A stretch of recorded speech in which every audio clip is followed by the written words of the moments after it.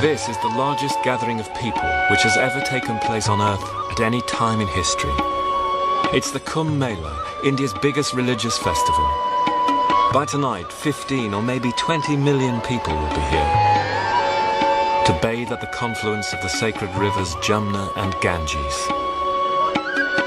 Here in this greatest of all pilgrimage places, the ashes of Gandhi and Nehru, the architects of modern India, were strewn on the waters. And so too Nehru's murdered successors, his daughter Indira, and in 1991 his grandson Rajiv. In India, the currents of sacredness run deep indeed. Among the millions of ordinary Indians from all castes and walks of life are holy men and women who've renounced the material world for a life of austerity and meditation, one of India's oldest callings.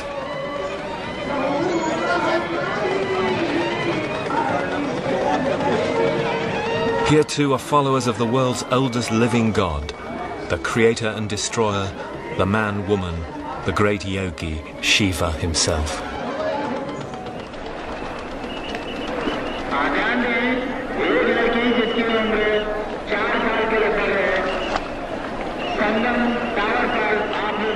India was one of the earliest of the great civilizations, and it defined the goals of civilized life very differently from the West. The West raised individualism, materialism, rationality, masculinity as its ideals.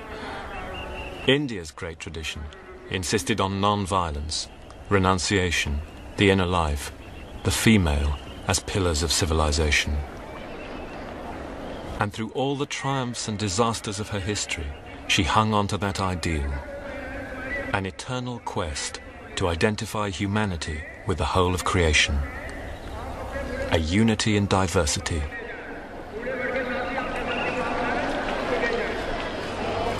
As our troubled century draws to its close, a deeper understanding of the achievements of other civilizations has become a necessity.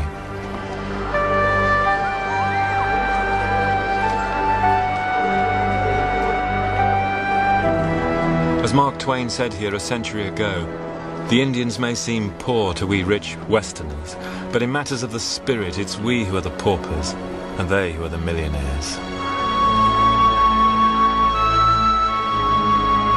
History is full of empires of the sword, but India alone created an empire of the spirit.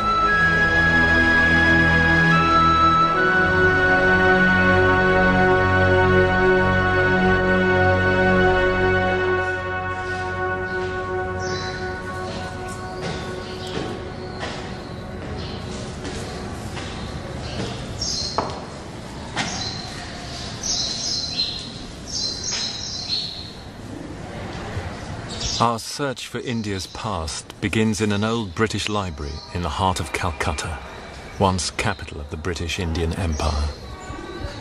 The British colonized India for 200 years, but already that time is beginning to feel like a temporary interruption in the amazing continuities of Indian history.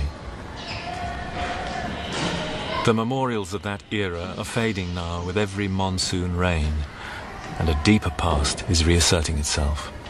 The India before the Europeans. India's history was almost unknown to the outside world till the 18th century. And then here in the Asiatic Society in Calcutta, the Europeans first discovered that India's sacred language, Sanskrit, the root of all the North Indian dialects, was akin to Greek and Latin. The oldest living language, it had entered India in the 2nd millennium BC with Aryan invaders. And the earliest and most revered Sanskrit literature comes from that time. Of all the great collection of Sanskrit sacred texts, known collectively as the Vedas, the oldest is the Rig Veda. It comprises about 1,000 archaic chants and hymns, older even than Homer's Iliad and Odyssey, preserved over an immense period of time by oral transmission. This is the oldest surviving written text of the Rig Veda, and it dates only from the 14th century AD. But the first hymns in this collection could have been composed as early as 2000 BC. The tale they tell seems to be one of the migration of groups of Sanskrit-speaking peoples who called themselves Aryans, literally the noble ones, a migration into northern India. It suggests that they found there, when they arrived, a civilization which was already thriving, with cities and towns and forts, rich in cattle and treasure, with a dark-skinned population who contrasted with the light-complexioned northerners, the Aryans.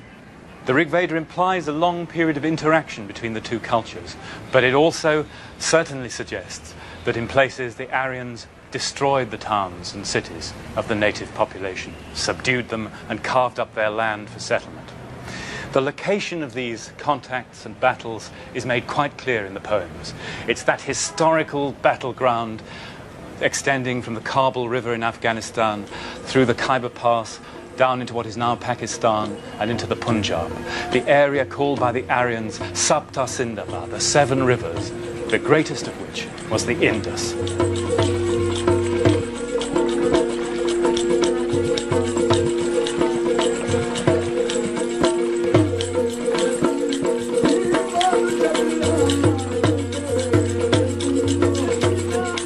From the very beginning, rivers were sacred to Indian culture, literally the source of life. And the first Indian cities grew up on the rich alluvial soil left by the annual flooding of the Indus.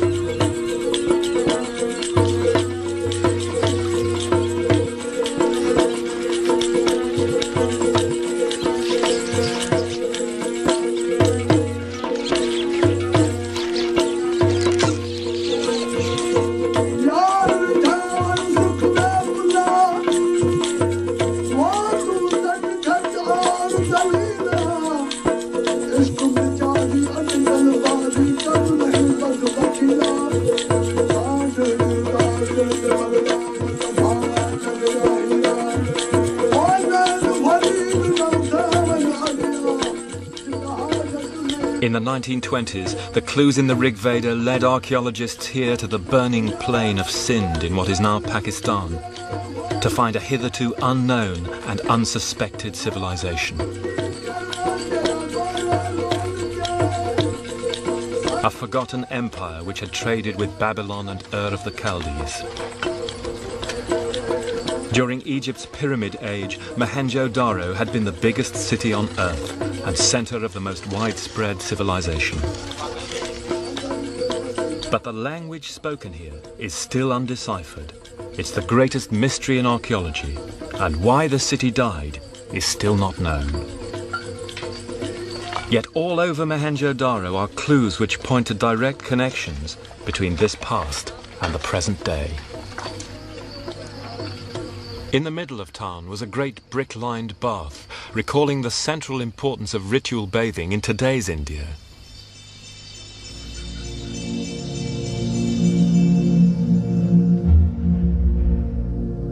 Here perhaps was a priest or guru, eyes narrowed in meditation. On merchant seals were sacred trees and animals, still characteristic of India today.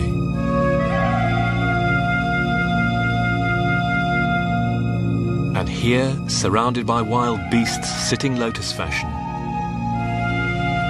the ancestor of the great yogi Shiva himself, the oldest god in the world.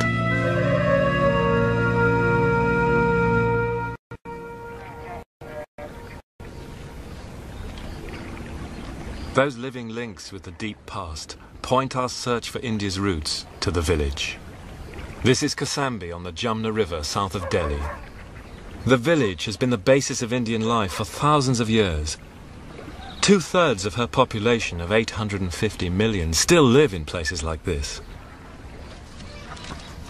And absorbing the invasions of Aryans, Muslims and British, it was the village which preserved the essential values of Indian culture.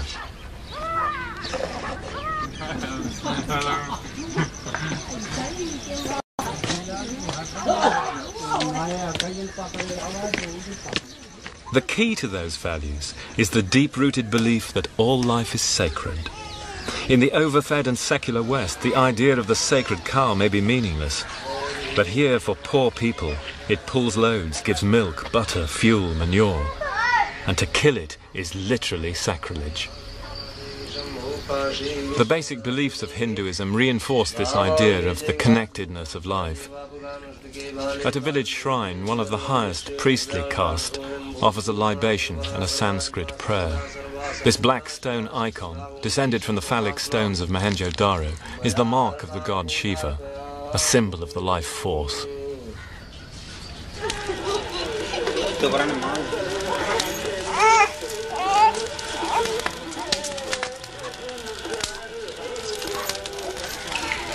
This well is used by the lowest caste, the untouchables, who do the dirtiest jobs. The caste system is an elaborate, graded form of social segregation based on what job you do.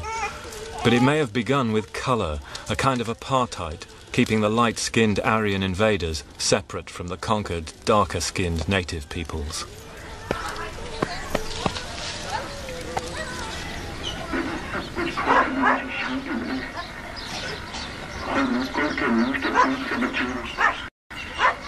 In the first millennium BC, the fusion of the Aryan newcomers and the older culture bore fruit in some of the greatest spiritual works of humanity. And amazingly, these ancient poems are still the most popular diet for mass audiences in India today. Especially the Mahabharata. Today's episode is virtually the Indian gospel, the Gita. ये शांति बहुत सस्ती है केशव, ये शांति बहुत सस्ती है। कुतस्त्वा कश्मलमिदं विषमे समुपस्थितम् अनार्यजुष्टम अस्वर्ग्यम कीर्तिकरम Arjun. It is obsession with the senses and the material life, says the divine Krishna, which is the ruin of reason and will destroy humanity itself. और धर्म रक्षा और विजय की आस लिए तुम्हारी ओर देख रहा है. India's conscience is perhaps her greatest gift to the world.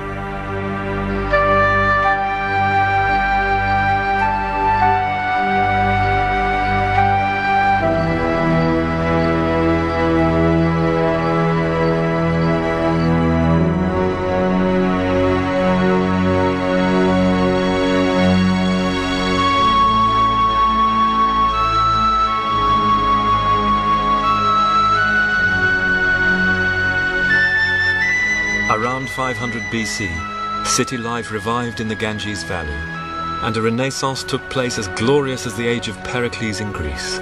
At its centre was Benares.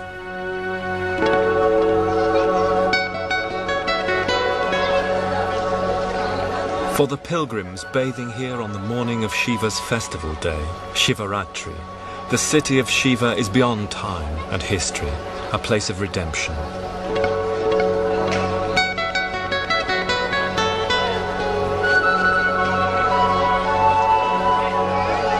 Every pious Hindu hopes to come here once in a lifetime to bathe in Mother Ganges.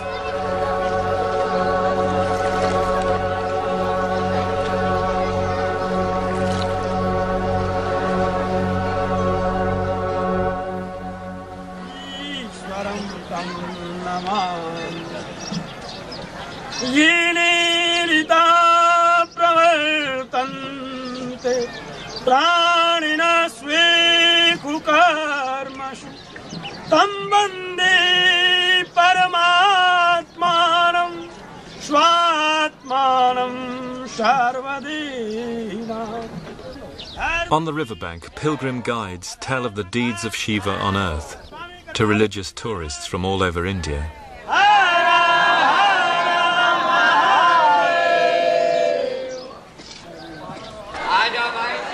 As early as the first millennium BC, the Mahabharata visualized India as one motherland united through pilgrimage.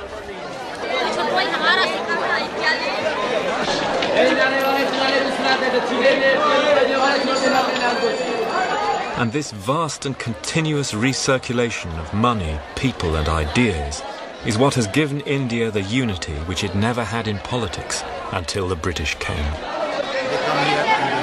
So you've been to Bajnath. Bajnath you have been. These men are typical of the thousands here today. Poor agricultural labourers from a village near Kasambi.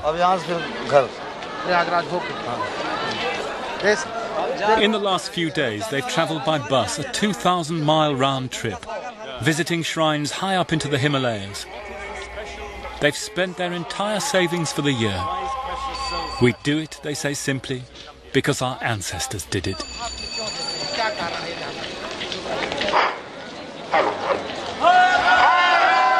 The rich are here too.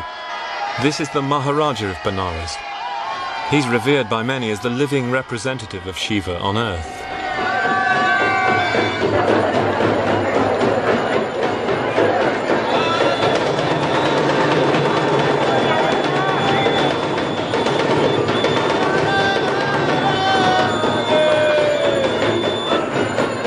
This is the most famous of... At the heart of the sacred city is a labyrinth of narrow alleys.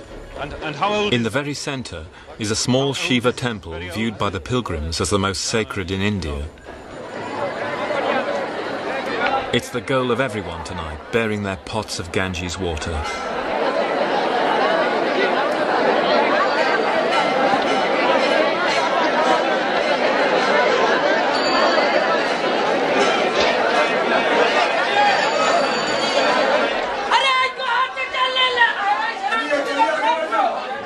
In the inner sanctum, the simple black stone is submerged with offerings of milk and flowers. These ancient rituals connect the worshippers with their deity, but also their history, their myths, and their deepest racial memories.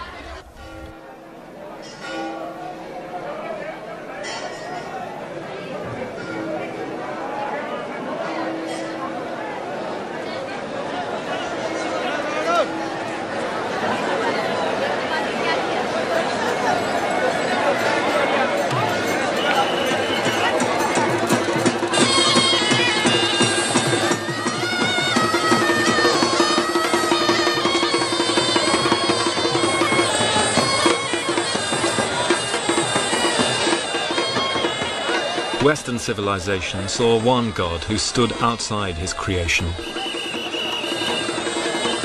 India saw numberless aspects of the same divinity, unity and diversity. Each was a vision deeply rooted in the distinctive character of its own civilization.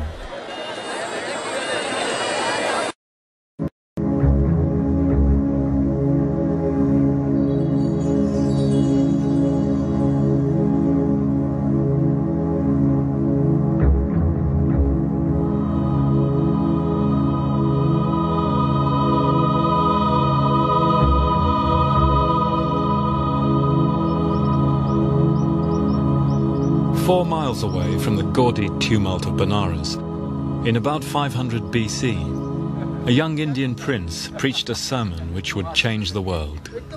His name was Gautam, and we know him as the Buddha.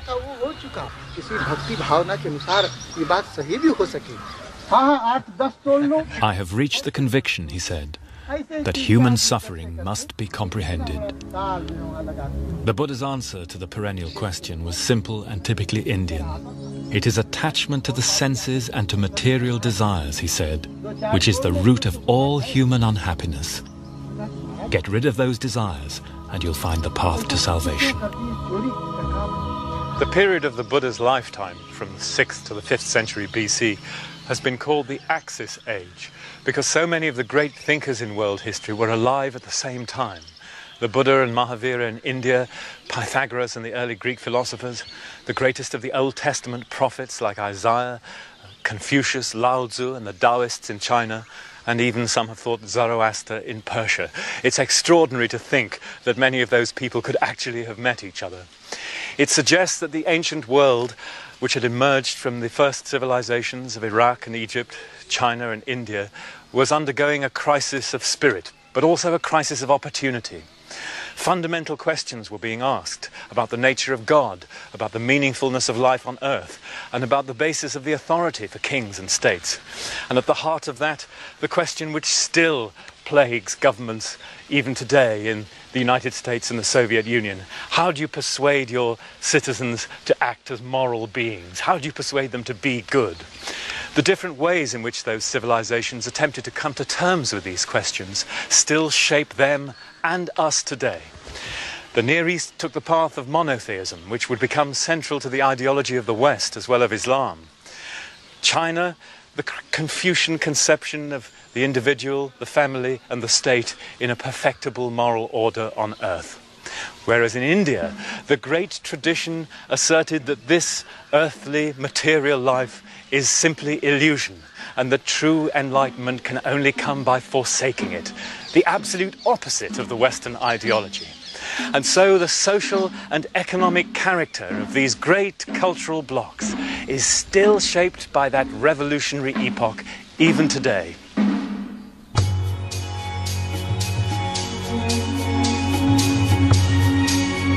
The Khyber Pass on the northwest frontier, a battleground for millennia. Here the Aryans had entered India, the first great wave of invaders. And in 326 BC, Alexander the Great's armies poured across the Khyber into India, the first great clash between East and West. But only decades later, an Indian Buddhist emperor set up inscriptions here in the Khyber, recording the first attempt to impose a political unity on India.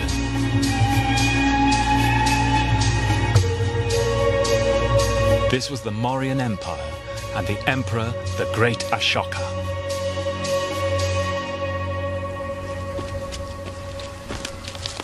Little known outside his own country, Ashoka was one of the most remarkable people in world history.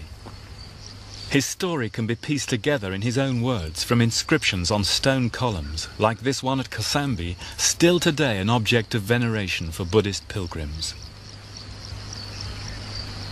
It was after a victorious war in which he killed 100,000 people that Ashoka became convinced that war was wrong.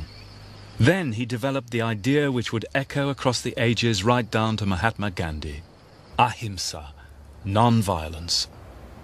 From now on, he said, I will try to conquer by right conduct alone. And then, all across India, columns like this were set up literally as pillars of morality in order to explain what this doctrine of right conduct, dharma, actually meant. Remarkably, it was not based on religion. It was a secular ideal of the dignity of human beings and the humanistic possibilities of civic morality. And in the clauses on these inscriptions appear all those words which modern politicians find so difficult to pronounce today: compassion, tolerance, gentleness, truthfulness. The clauses on non-violence abjure meat-eating and preserve a whole range of species, from the parrot to the rhinoceros. Forests, Ashoka says with prophetic force, must not be burned uselessly. In all this, and especially the ecology and the conservation measures, Ashoka sounds astonishingly modern to us today, perhaps misleadingly so, as he does in his wide-ranging social and welfare legislation. But so too in that bane of our time, massive state intervention, with an army of spies and thought police to check up on what people were doing. It sounds intolerable to us today, and no doubt it was to some people at the time too. But Ashoka is an extraordinary product of that extraordinary age, the Axis age, turning from the authority of religion and magic to that of reason and morality as a basis for politics. And however imperfectly he tried to execute it, his idea of dharma, of right conduct, was one of the great ideas of human history, to set beside Greek democracy, the American Bill of Rights, the Communist Manifesto. And as one stands with the late 20th century world roaring around, one might be forgiven for thinking that this was an idea whose time is almost come.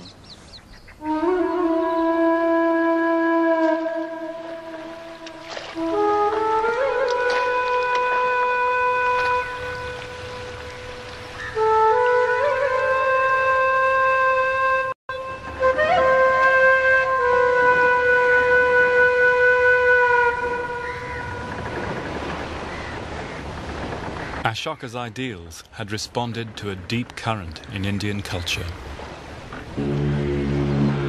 Here in the southwest, Kerala has long been a cosmopolitan place, Chinese fishing nets lining its lagoons.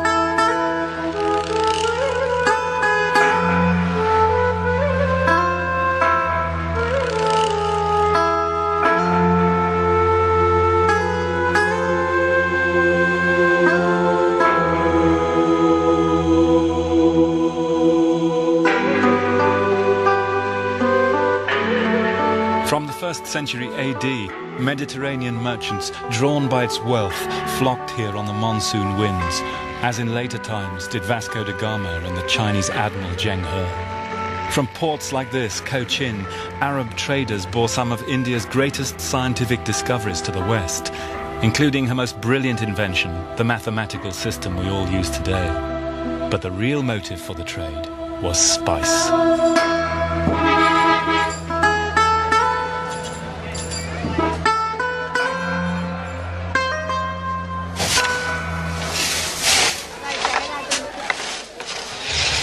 Here in Cochin, for centuries, foreign merchants bought the famed spices of the Malabar coast, especially pepper and ginger, which are both words from South India.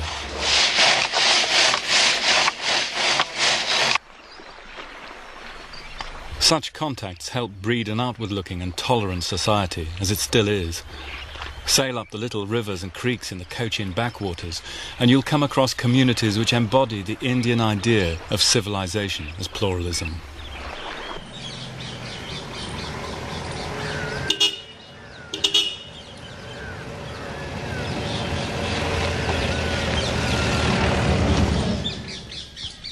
Tradition says the Jews came to this village from Iraq in the 6th century BC.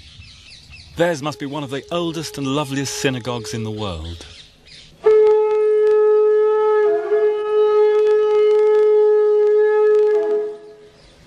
They're only one family now, carefully maintaining the rites as best they can.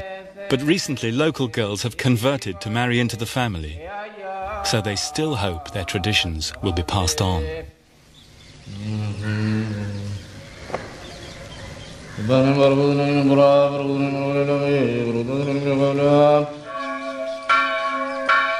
The Syrian Christians claim their church was founded by the Apostle Thomas himself.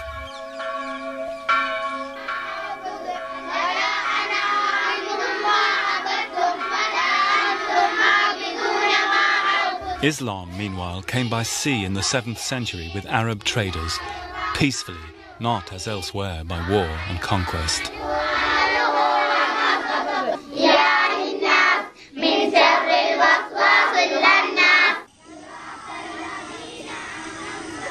So here today in Chandamangalam, Hindu, Christian, Muslim and Jew live side by side.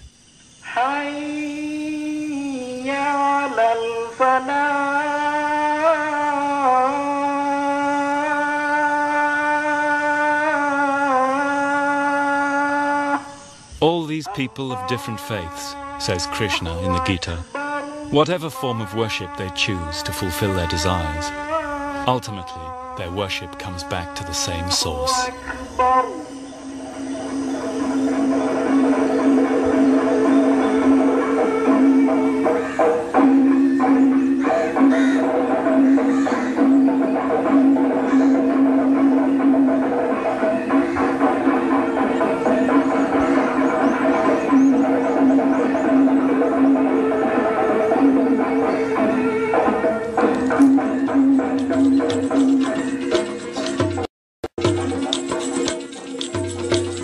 In the north, the impact of Islam was very different.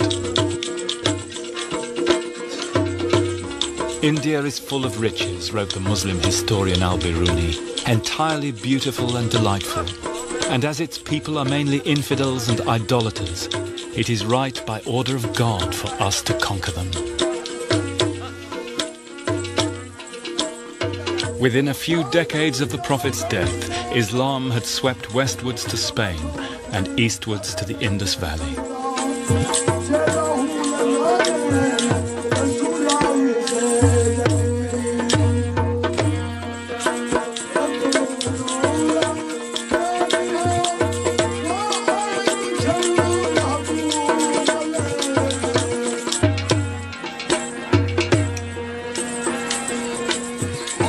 Eventually, Muslim attacks shattered the old Hindu kingdoms of the north.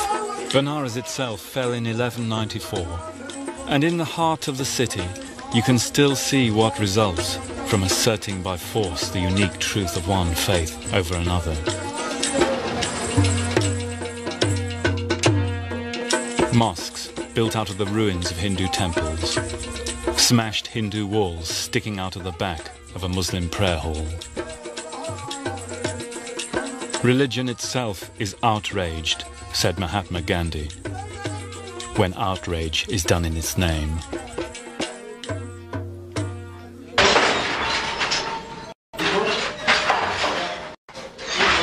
These tragedies initiated a long and tortuous relationship between Hindu and Muslim, which both enriched India and, even in our own time, has threatened to tear it apart.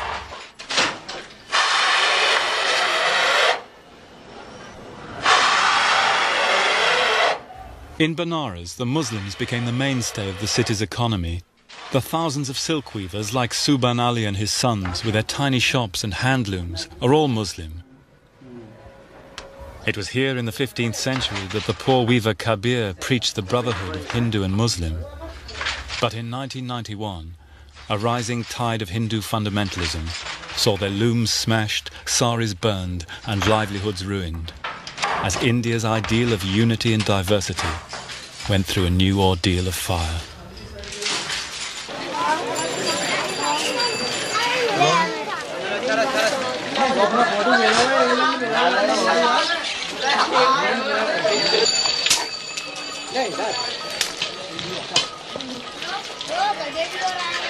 A mixed Hindu and Muslim culture arose in the north. And in the 16th century, there was yet another brilliant flowering of Indian civilization, the Mughals.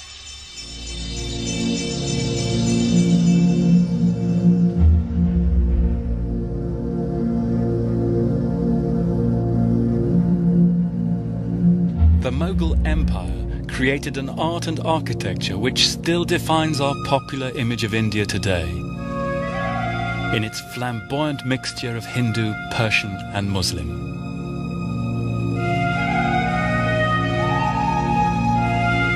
This is Fatehpur Sikri, founded in 1569 near Agra by Akbar the Great.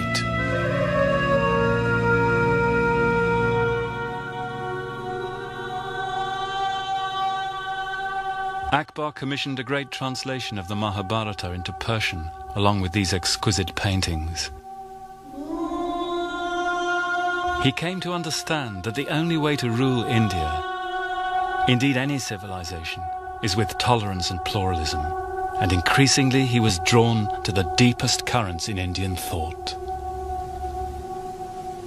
The most fascinating aspect of Akbar's career, and surely the one that's most relevant to us today, was his attempt to find a synthesis of all the religions in his empire.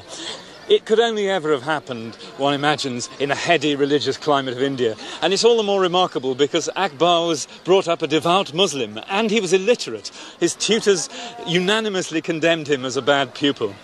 But impressed by the terrible evils which are unleashed by religious intolerance, and perhaps motivated by political considerations, Akbar summoned holy men from the Hindus and the Jains, the Christians and the Jews, the Zoroastrians, even Mandeans from Persia, along with Sunni and Shia Muslims. And out of their discussions, he attempted to formulate a simple belief in God, a doctrine of right conduct which strangely echoes Ashoka, even though Akbar knew nothing of him, and nor, it seems, of Buddhism. Akbar was even prepared to acknowledge the rightness of the case for vegetarianism, although as a good meat-eating Mughal, that was one aspect that he couldn't fulfill in his personal life.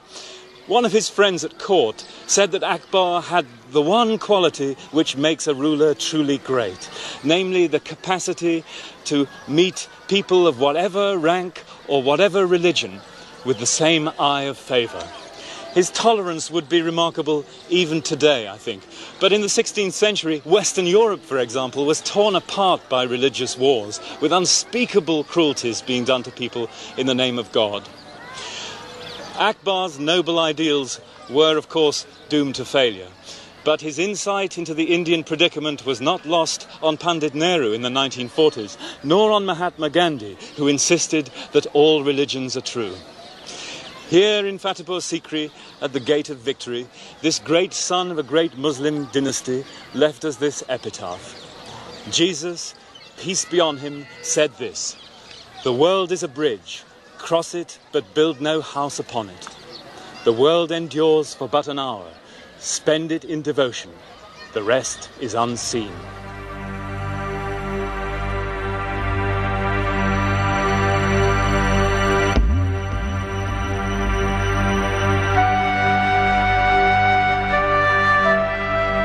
Akbar's city of dreams was deserted because of lack of water. Today, Fatehpur Sikri lies high and dry on its ridge near Agra.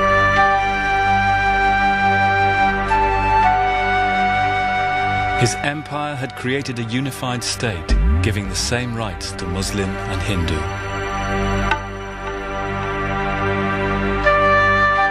An empire of the sword had succumbed to the empire of the spirit.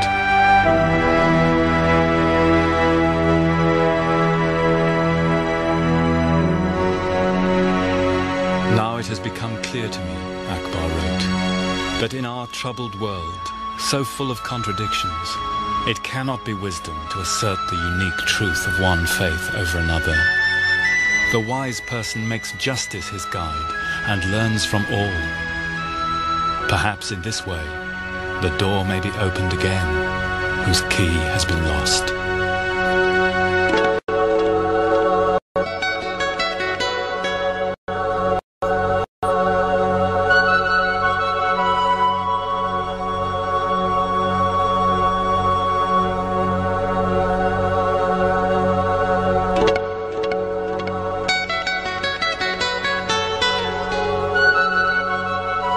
In the far south of India, a verdant and fecund land of temples, the Tamils escaped the full Muslim impact, and here the ancient Hindu vision of unity survived.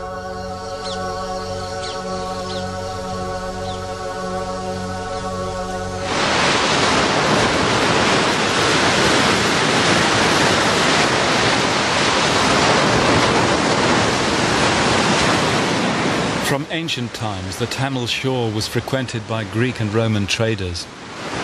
Here, said their poets, beautiful great ships of the Greeks bearing gold came splashing on the white foam to return laden with spices.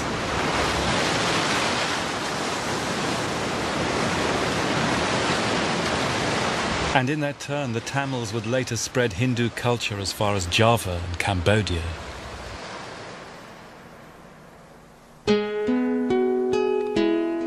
The Tamils left brilliant legacies in poetry, painting and sculpture, but their finest creations were in bronze.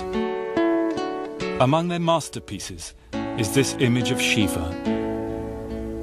The wild god of prehistory is here transformed by the Tamil sensibility into a sinuous and sensuous cowherd with a turban of snakes. This was cast in one piece in 1011, 400 years before Donatello in Florence. There'd been nothing like it since the ancient Greeks. But perhaps the most beautiful of all Tamil bronzes is this portrayal of the dual nature of divinity, male and female, in one body.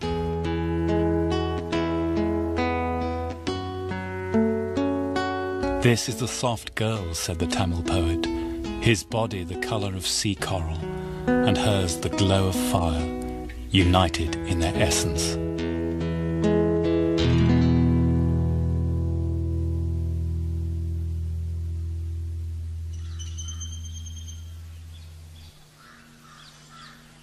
The cultural centre of the Tamils from ancient Greek times was Madurai, the splendid temple with its tall towers, as their poets sang. The city where no temple stands, they thought, was no city, but a mere wilderness. And as if to prove their point, they created some of the most extraordinary religious buildings on the planet. The Tamils exemplify India's search for unity and diversity. They're separate from the north by race and language. Their temples, strongholds of loyalty to their own region and culture and local deities.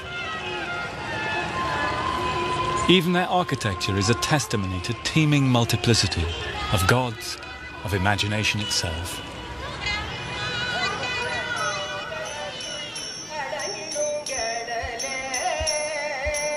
And yet, Tamil culture is united to Mother India through the search for the eternal Dharma, the law of human righteousness, and the universal vision of human existence, which the great tradition of India has always sought.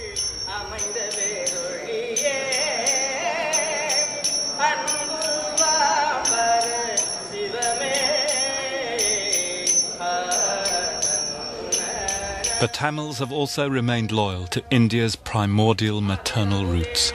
The chief deity here in Madurai is the great goddess, the female principle in creation, long supplanted in the West by the male gods of monotheism. And here, perhaps, lies the solution to the unsolved mystery of Mohenjo-Daro and the Indus cities. For it may be that the dark-skinned Tamils are the distant descendants of that civilization, and in their ancient rituals, at however great a distance, there is a still living connection.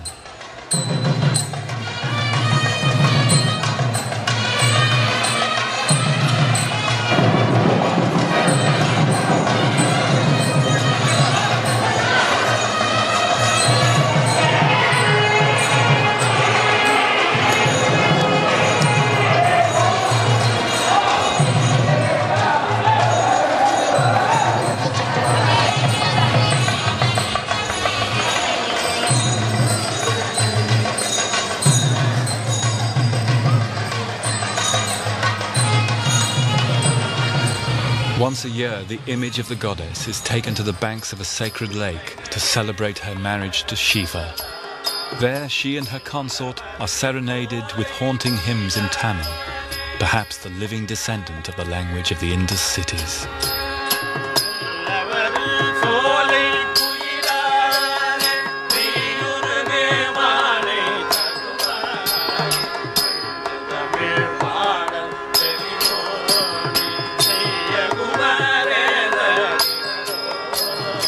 The great goddess, the Indians say, is the cause of all.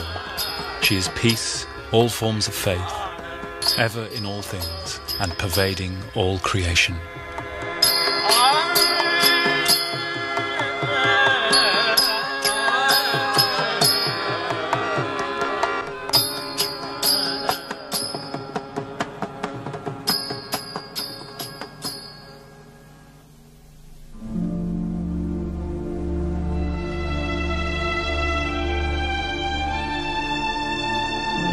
And now the last and perhaps most fateful invasion of India took place. Soon she could be depicted as a naked black female, submissively offering her riches to Britannia.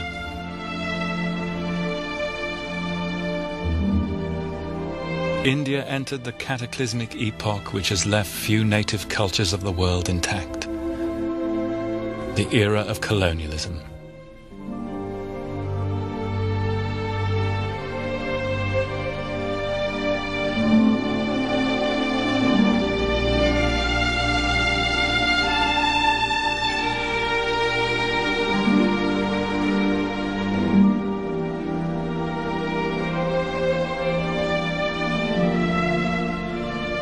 The natural resources of India were plundered. Her trees and animals, which Ashoka had protected 2,000 years before, were thoughtlessly consumed. The Indians, bearers of the world's oldest civilization, were treated like children by people who saw themselves as the superior race.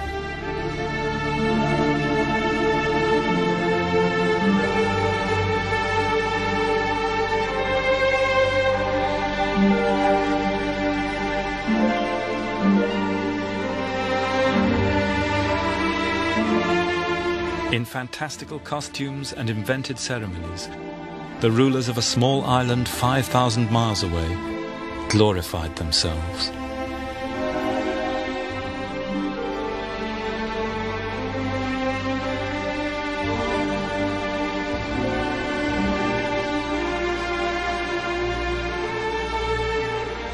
How easy it is to forget that there was an India before the British came, which is still there now they've gone. And for all the achievements of the British, their most fateful legacy was to open up India irrevocably to a wider world.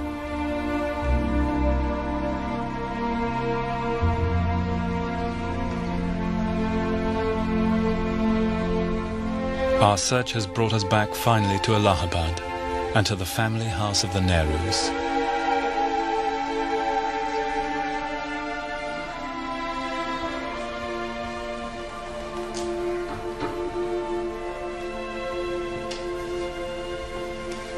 In this room, Indian Democrats met to discuss what India's future path should be. Their hopes and fears have been echoed time and again in our modern world. How far should the Western model be followed?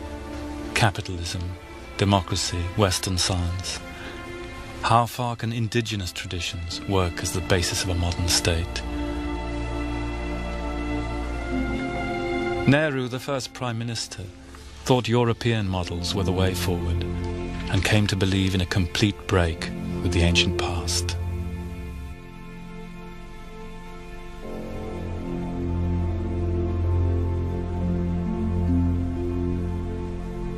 His friend Mahatma Gandhi, whose bedroom this is, had faith in India's own path, in self-cultivation, in local economies and village democracy, in Ashoka's principle of non-violence. For him, the greatest legacy any civilization has is simply itself. The modern state of India, conceived and argued over only half a century ago in this house, in fact rests on a great tradition extending back thousands of years with an amazing cultural continuity which has reasserted itself time and time again, and which brings the ideals of the Buddha and Ashoka and Akbar converging on this house like thought lines. India has been prodigiously gifted and creative in every field of human endeavour. If we were to choose one characteristic legacy, and it would be a Western choice, then perhaps it is that India placed the spiritual quest at the centre of life in the way that no other civilization did. But India also had a deep-rooted secular tradition extending back as far as the time of Ashoka. And this tradition deeply impressed Nehru and his friends as they attempted to frame a new constitution for their new secular state. They were also inspired, as we can see from the books on Nehru's shelves, by the egalitarian tradition developed in the West through the revolutions in England and America, in France and Russia, although some of those ideals were at odds with the great tradition. And both those great currents went into the modern state of India. Which way the great tradition will go in the 21st century, history cannot tell us. But it's worth recording that in the 1990s, the greatest audiences on television in India still came to watch the Gita, the most ancient and the most authentic tradition of life in India, with its assertion that moral enlightenment is the goal of every citizen in life. And here too, in the Nehru house in Allahabad, a thumbed boyhood copy of the Gita lay at Nehru's bedside from childhood to old age. So perhaps it is still true at the end of the 20th century, true for nations as well as people, that we may know our ends by our beginnings. Outside the Nehru house, the climax of the Kumbh Mela has arrived.